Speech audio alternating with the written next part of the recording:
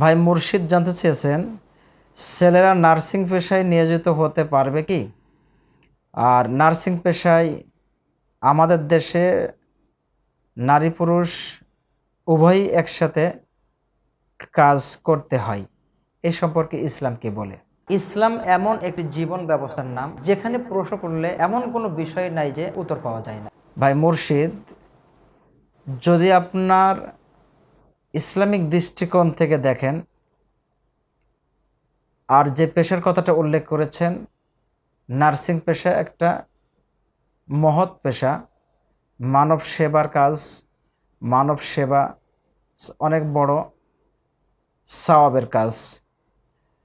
যদি আপনার ধর্মীয় বিধিবিধান পালনের মাধ্যমে আপনি নার্সিং পেশার কাজ করতে পারেন, তাহলে এখানে কোনো বাধা নিষেধ নাই।